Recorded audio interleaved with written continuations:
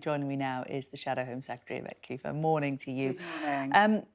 This potential Chinese spy that we've heard about over the weekend, what would Labour do to stop China infiltrating our government?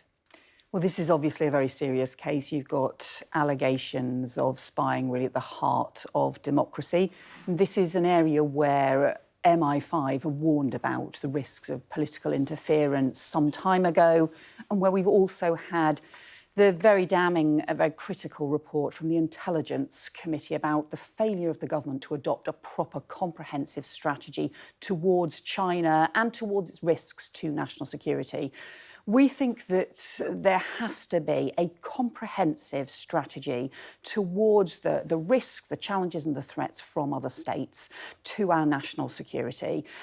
If we have a proper strategy around counter-terrorism and those sorts of terror threats to our national security, and that was drawn up after 9/11 and after the July 7 attacks, and obviously it's the anniversary of 9/11 today, and we remember that awful attack. After that, there was a comprehensive strategy drawn up on terrorism.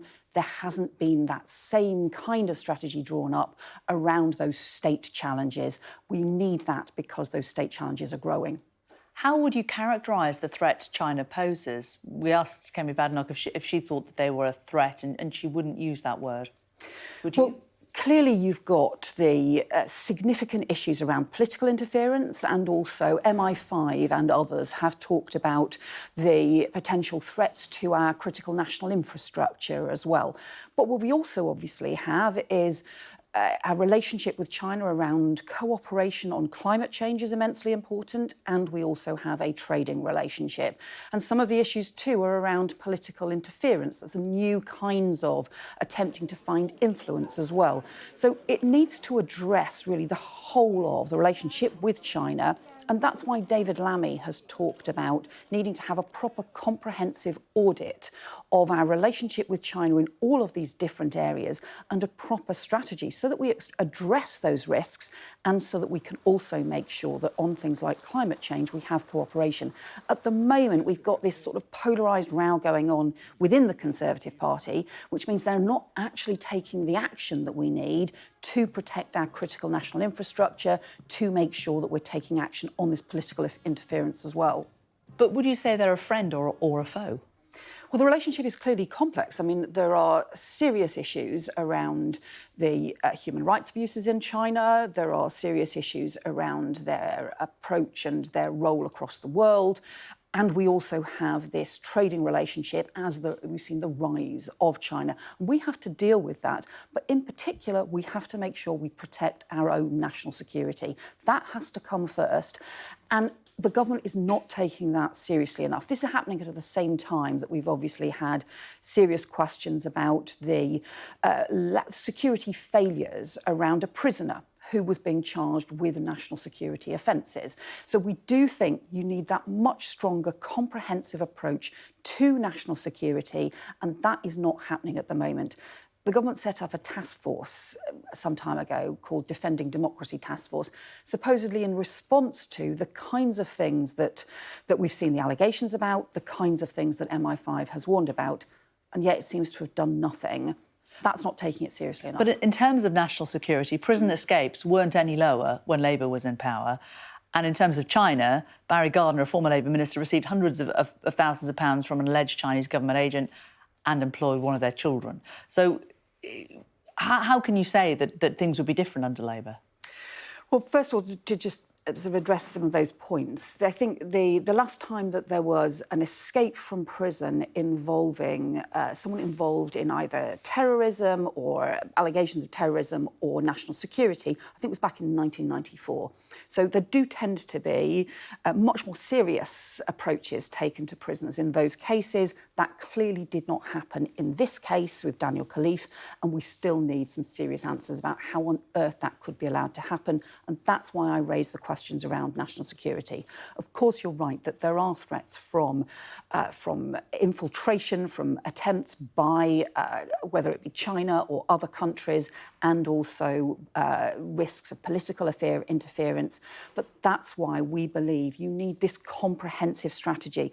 The equivalent to our counter-terrorism counter-terrorism strategy, which is very comprehensive, which has really stood the test of time, has had cross-party support, and that was what the Labour government set up and has been continued since under the Conservatives as well. We don't have that for national security from state challenges and threats.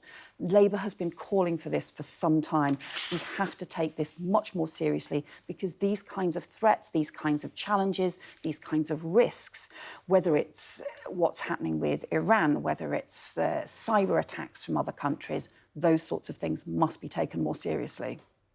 We're about to embark on the parliamentary season of conferences. The TUC is getting underway today. Sharon Graham, the General Secretary of Unite, said at the weekend the Labour Party needs to be bolder if it wants to be seen as serious about changing society, including things like renationalising energy. Do you agree with her? I think what we've seen from Keir Starmer is a very bold programme, areas like, for example, clean power by 2030 and the establishment of GB Energy to run renewables across the UK so that we make sure that we can get the green jobs of the future, the green industry of the future and lead the way. What about renationalisation, Well, we've seen proposals around getting more nurses and doctors into our NHS, more neighbourhood policing on our streets, and a new deal for working people that Angela Rayner will be talking about at the TUC tomorrow. So I think those are a series of things that will actually change people's lives, change our country for the better after the frankly deeply damaging 13 years of the Tories, which really has left us feeling that everything is broken. So are you ruling out renationalising energy?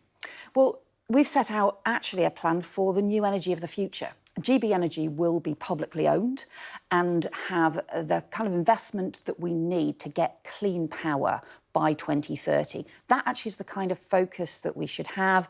And we've also talked about the kinds of changes that you need on insulating homes, on how you tackle climate change and also cut our energy bills, which is perhaps the most important thing that most people will feel as well. So I think that has set out actually a bold challenge, a bold approach, which is about the challenges of the future, not the debates that we used to have decades ago.